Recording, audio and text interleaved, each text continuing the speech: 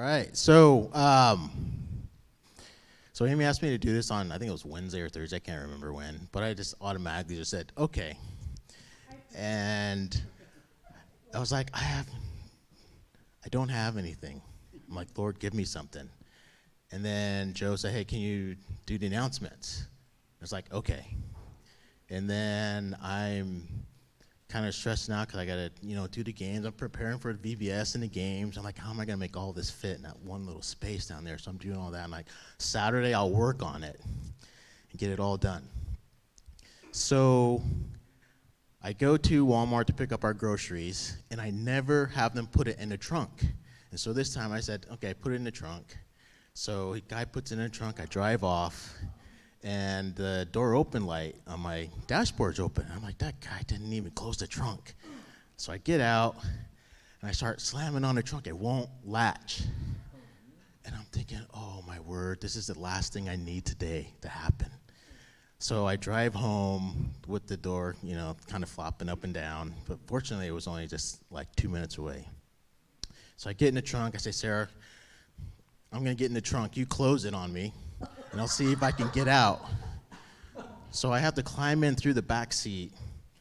And the thing about it is the two latches that supposed to pull for the seats to come down didn't work. And so I had to manually unlatch the smaller side, but the bigger side wasn't even connected, so I couldn't even get it down, so I had to squeeze in through the smaller side. So I'm in the trunk for about 15 minutes or something, and it's not latching. I'm trying to figure it out. Why isn't it not latching? So after a little while, it finally latches. So now I'm trying to get out, and I'm like, I'm stuck. I can't get out. So Sarah's laughing at me. She's taking pictures, laughing. So all I'm thinking of is this is the last thing that I need to happen today because I have all these other things I need to do. So I finally get out, and one of the things Sarah wanted me to do with her today was go through Hannah's stuff to see what she had from her college days that she could use. So now we get to the garage, and all this time, it's kind of symbolic sometimes of our lives where we have stuff that we really need to get rid of, but we don't. And all the times I go in the garage, it just drives me nuts. I'm like, I can't take it anymore. And I can hardly walk around in there, and I can't even mow the lawn because I got to do like Tetris to move stuff around just to get the lawnmower out. And so in order to get to her stuff, we had to pull out all this other stuff. And finally, I'm just like, I've had enough. I'm just going to start getting rid of stuff. And it turned into a garage cleaning. And sometimes it's like symbolic of our lives where we have things that's in our lives that we know we need to get rid of, but we hold on to it. And it just, more stuff to start to collect. And it's just like, where did all this crap come from? And we hold on to things. Like there were so many like Amazon boxes in there, but sometimes they send these perfect boxes, and they're like, I know I'm going to use this for something, and so I save it.